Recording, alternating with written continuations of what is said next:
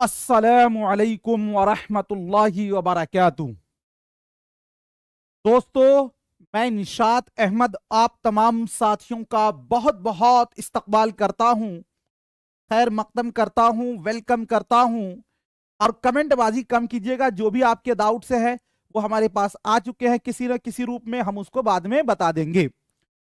दुनिया के 10 मशहूर मुल्क, उनकी राजधानियां, पार्लियामेंट और करेंसी।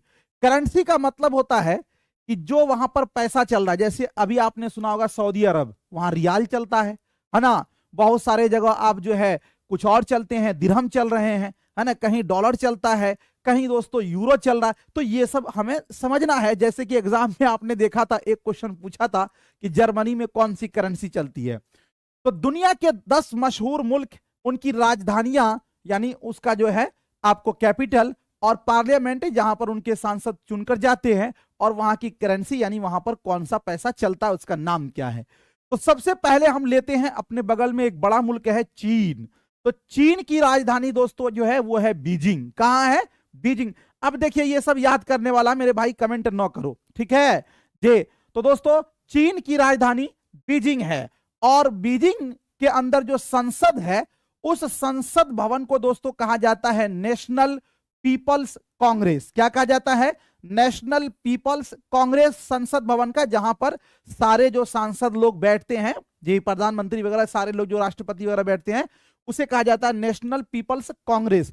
और वहां पर जो करेंसी चलती है, जो सिक्का चलता है, उसे कहा जाता है युआन। क्या कहा जाता है भाई? युआन। तो चीन की राजधानी बीजिंग, वहां का संसद भवन को क्या कहा जाता है? National People's Congress. और जो वहां पर करेंसी चलती है उसे क्या कहा जाता है? युआन।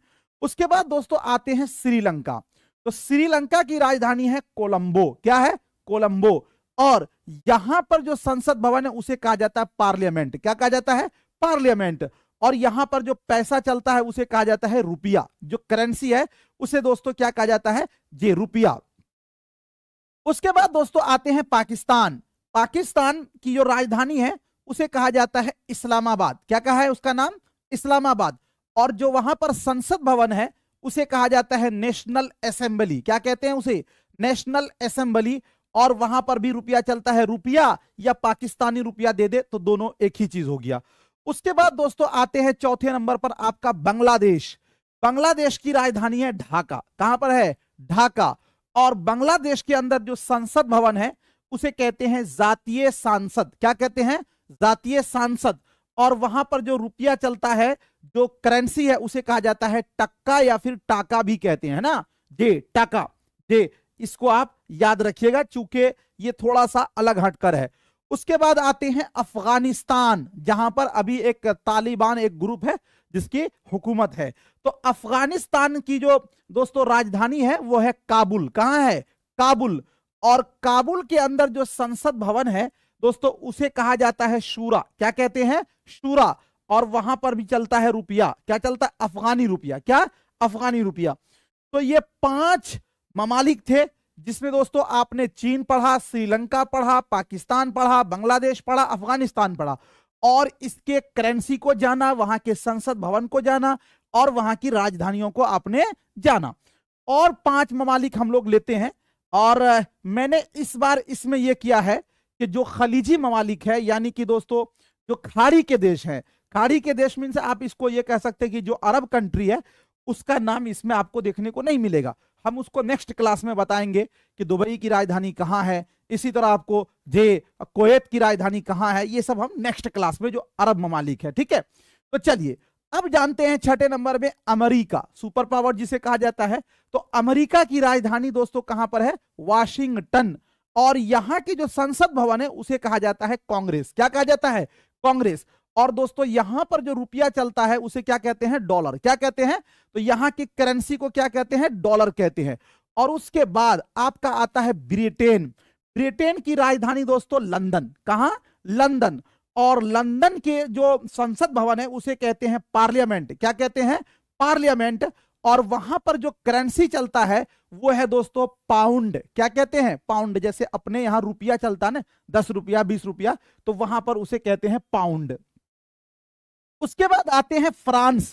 फ्रांस की राजधानी है पेरिस। कहां पर है? पेरिस। और यहां पर जो संसद भवन है उसे कहा जाता है नेशनल असेंबली। क्या दोस्तों? National assembly.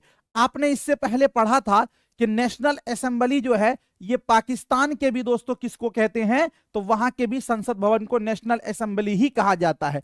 उसके बाद दोस्तों जो पेरिस में जो क्या कहते हैं करेंसी है उसे यूरो कहते हैं। क्या कहते हैं? यूरो। और उसके बाद आप आ जाइए जर्मनी। जर्मनी यहां की जो राजधानी है उसे दोस्तों कहा जाता है बर्लिन, और यहां की जो राजधानी है उसे कहा जाता है बर्लिन, और जो संसद भवन है उसे कहा जाता है बुंडेसटाग। क्या कहते हैं? बुंडेसटाग। और यहां पर भी रुपया चलता है यूरो। यही पूछा गया था आपको, है ना, जर्मनी की करेंसी का नाम बताइए, तो यूरो आपको पूछा गया था 2019 वाले क्वेश्चन में दोस्तों। एक क्वेश्चन यही पूछा था।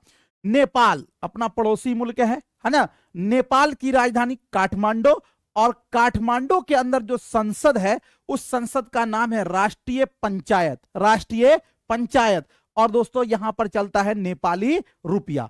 तो हम लोग जो है अभी जो जाने वो दोस्तों टोटल 10 ममालिक का नाम जाने, है ना। कितने ममालिक का? 10 ममालिक का। तो अब इसको आप याद कर सकते हैं और अच्छे ढंग से इसको याद कर सकते हैं। 10 ममालिक में अगर हम आपको बताते हैं तो किसका किसका दोस्तों हम लोग जाने हैं, तो आप इस तरह याद कर सकते हैं कि हमने दोस्तों किसके बारे में? चीन के बारे में। तो चीन के संसद को, चीन के रुपया को क्या कहते हैं। उसके बाद हम लोगों ने जाना दोस्तों पाकिस्तान के बारे में, तो पाकिस्तान के संसद को, वहां की राजधानी और फिर वहां के रुपया को क्या कहते हैं। उसके बाद हमने दोस्तों क्या जाना, तो आपने जाना किसके बारे में? अफगानिस्तान के बारे में। किसके बारे में दोस्तों? तो अफगानिस्तान के बारे में जाना। और उसके बाद दोस्तों आपने किसके बारे में जाना, तो उसके बाद आपने जाना नेपाल के बारे में जाना। और उसके बाद दोस्तों किसके बारे में जाना, तो आपने उसके बाद जो है वो जाना किसके बारे में, तो बांग्लादेश के बारे में। किसके बारे में भाई? बांग्लादेश के बारे में ना। इस तरह आप इसको बहुत अच्छे ढंग से याद कर सकते हैं। और उसके बाद दोस्तों आपने किसके बारे में जाना, तो श्रीलंका के बारे में, यहां की राजधानी, यहां का रुपया क्या होगा। उसके बाद दोस्तों आपने जाना अमेरिका के बारे में, तो ये सब तो बहुत फेमस है, आप याद कर भी सकते हैं। जर्मनी के बारे में। और उसके बाद दोस्तों आपने जाना किसके बारे में, तो आप जाने ब्रिटेन के बारे में। जी, ब्रिटेन के बारे में, है ना। और उसके बाद एक आपने जाना, क्या जर्मनी आ गया है इसके अंदर, नेपाल भी आ गया, एक फ्रांस के बारे में। तो ये 10 ममालिक है जिसकी राजधानी और वहां के संसद भवन को क्या कहते हैं, वहां का जो सिक्का चलता है उसे क्या कहा जाता है। इसको आपको याद करना है, ठीक है। ये याद करने वाला टॉपिक है, ये ऐसे ही नहीं होगा। और इस पर जो है ऑब्जेक्टिव हम आपको कल कराएंगे। चलिए अब उसके बाद दोस्तों आगे हम लोग चलते हैं। जो आपको देखिए मुज़क्कर और मुअन्नस, इसी तरह दोस्तों तज़कीर व तान, ये क्या कहते हैं, वाहिद जमा, और इसी तरह अजदाद, ये तो अलग हम कराएंगे ही। लेकिन उर्दू हिंदी इस्तिलाहात, बहुत सारे लोग आप लोग कहते थे कि सर हमें जो है पहले बेसिक बताइए तब हम ऑब्जेक्टिव हल कर पाएंगे। तो आपके लिए ही बिल्कुल शुरू से हम जो है आपको पहले एक थ्योरी दे रहे हैं और इसी पर आधारित कल हम क्वेश्चन आंसर कराएंगे। चलिए सबसे पहले जानेंगे सियासतदां। हम लोग कहते हैं ना, अरे भाई ये बहुत सियासी आदमी है, सियासतदां जी। तो उसका दोस्तों हिंदी होता है राजनेता। क्या होता है? राजनेता। क्या होता है? राजनेता। उसके बाद आपका है गजट। गजट का मतलब होता है राजपत्र।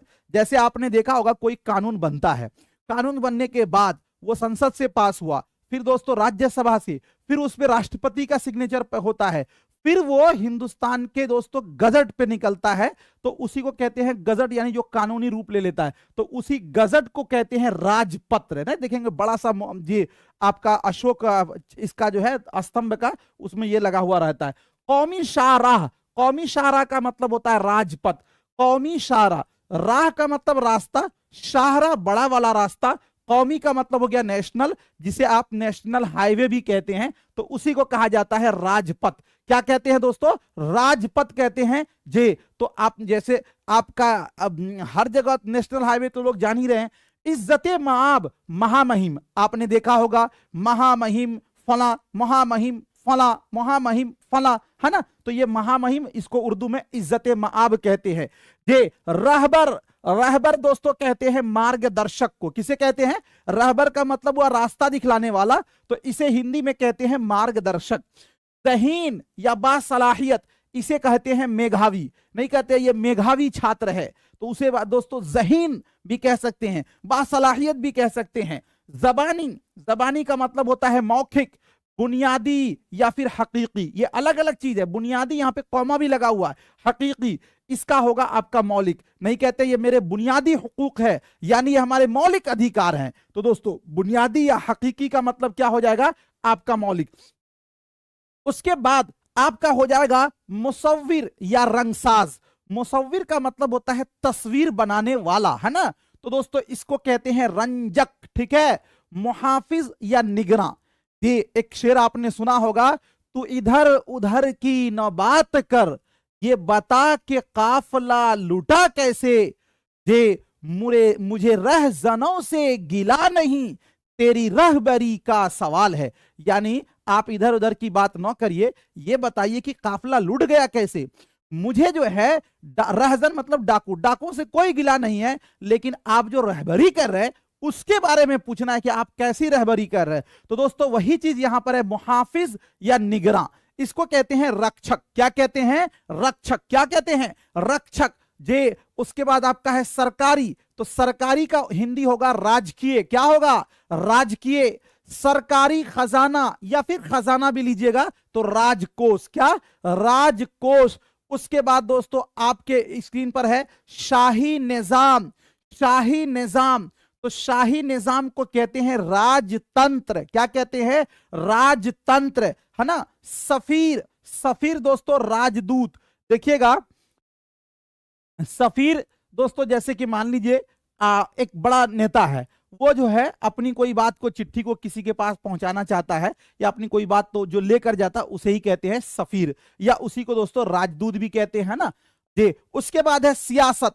सियासत का होगा राजनीति, और सियासतदां का हो जाएगा राजनीतिज्ञ। क्या हो जाएगा, राजनीतिज्ञ। उसके बाद दोस्तों आगे चलते हैं, अगला आपका है बदउनवानी। बदउनवानी जे, तो बदउनवानी का होगा भ्रष्टाचार। क्या होगा, भ्रष्टाचार। काबीना, काबीना का आपका हो जाएगा मंत्रिमंडल। क्या हो जाएगा, मंत्रिमंडल। वस्ती या फिर दरमियानी, तो वस्त का मतलब होता है बीच, तो इसी से हो जाएगा दोस्तों मध्यवर्ती। क्या, मध्यवर्ती। नहीं बोलते मध्यवर्ती चुनाव संभव है, ये सरकार बहुत दिनों तक चलने वाली नहीं है, तो उसी को बोलेंगे दरमियानी इंतखाब या वस्ती इंतखाब। उसके बाद आपका है खाका। खाका का मतलब प्रारूप। उसके बाद आपका अलजेब्रा, ये गणित का ये है, तो दोस्तों ये आपका होगा बीज गणित। क्या, बीज गणित। उसके बाद आपका है हिस्सादारी। हिस्सादारी का हिंदी हो जाएगा भागीदारी। क्या हो जाएगा, भागीदारी। उसके बाद दोस्तों आपका है आजाद। आजाद का हिंदी हो जाएगा जे भार मुक्त। नहीं कहते हैं आज से आप आजाद हो, यानी जो आपको स्वतंत्र भी हो सकता है इसका, है ना। कोई ओहदा मिला था, उसमें आपने छोड़ दिया, इस्तीफा दे दिया, तो आज से हम आजाद हो गए, यानी भार मुक्त हो गए जी। इसका लेकिन स्वतंत्र भी हो सकता है। उसके बाद है खौफनाक। खौफनाक का दोस्तों हिंदी होगा भीषण। क्या होगा, भीषण। देखिए बहुत सारे वर्ड ऐसे होते हैं कि एक ही माना नहीं होता है, जब आप डिक्शनरी में देखेंगे उसके कई सारे मानी आपको देखने को मिलेंगे।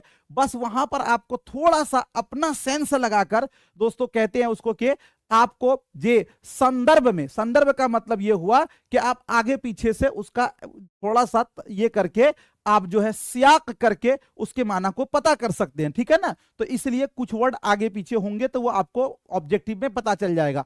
साबिक का मतलब हुआ भूतपूर्व। साबिक का माना भूतपूर्व। क्या होगा भाई, भूतपूर्व।